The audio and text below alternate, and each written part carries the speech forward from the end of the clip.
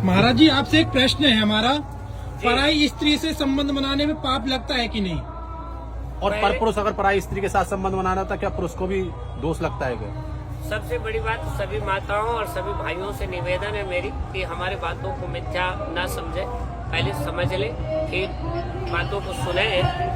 उसी के बाद में क्या होता है, एक को जैसे पराया आपका शब्द था, पराई स्त्री के साथ संबंध बनाने में दोष लगता है क्या? नहीं। जैसे एक विश्वामित्र थे और स्वयं इंद्र ने आवाहन किया अपनी पत्नी मेनका को जी, और वो आई और रिश्ते बनाकर बच्चे पैदा करके चली गई जी। अगर वो पाप होता तो राम उनके शरणागति जाके शिष्य नहीं होते।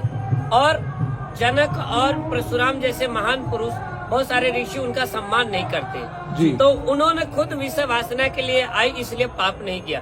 विश्वामित्र ने कोई जबरदस्ती नहीं किया जी। उन्होंने तो और कहा कि प्रभु एक बार हमारे साथ में रिश्ते बना लीजिए जी, और निवेदन भी किया, तब जाके उन्होंने कुछ किया जी।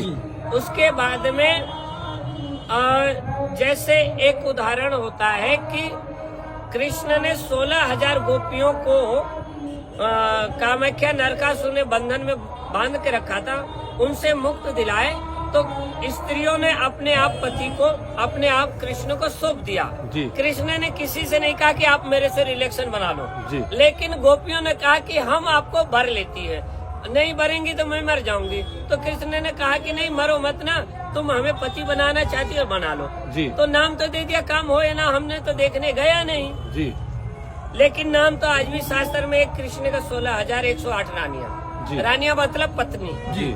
तो रानिया ने जो किया, जो कृष्ण ने किया, कोई पाप नहीं लगा।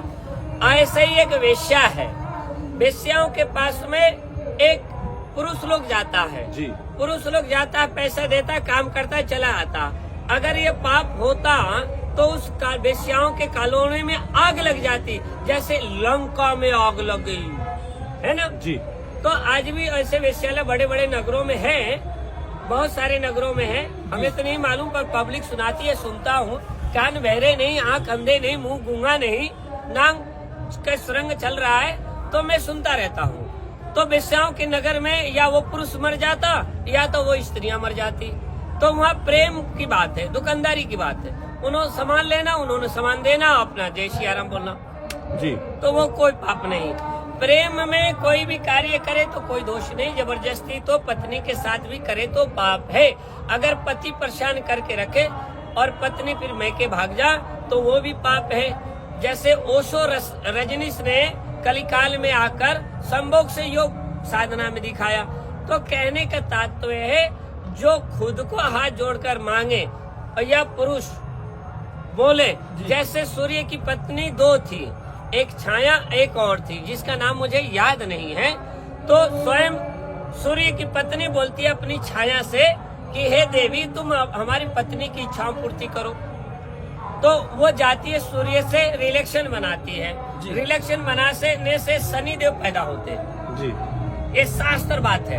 तो बताओ सूर्य की दोनों पत्नी हुई ना, तो पहली पत्नी तो उसने भेजा ना, तो पहली जब पत्नी राजी हो रिलेशन के लिए तो कोई पाप नहीं है। और प्रेम में कुंवारे हो तो भी कोई पाप नहीं, पर करने के बाद में धोखा नहीं देना चाहिए, मर्डर नहीं करना चाहिए, छोड़ना नहीं चाहिए और उसको अपमान नहीं करना चाहिए। ये सबसे बड़ा पाप है। ऐसा शास्त्र में भी है कि जैसे सूर्य की पत्नी ने कहा छाया से गई, एक बच्चा भी पैदा करके आई। प्रेम में अर्जुन और सुभद्रा प्रेम किए ना जी। प्रेम किए नहीं तो द्रौपदी तो शादी हो गया था जी। तो द्रौपदी तो नहीं कहा सौतन मैं तुझे मार डालूंगी या भैया से मरवा दूंगी है जी। द्रौपदी ने कई सुभद्रा से मरवाया और कृष्ण उसके साथ थे। तो जब सुभद्रा राजी, अर्जुन राजी और द्रौपदी पत्नी राजी तो कोई पाप मतलब प्रेमी और प्रेम का राजी है तो कोई पाप नहीं है। नहीं है।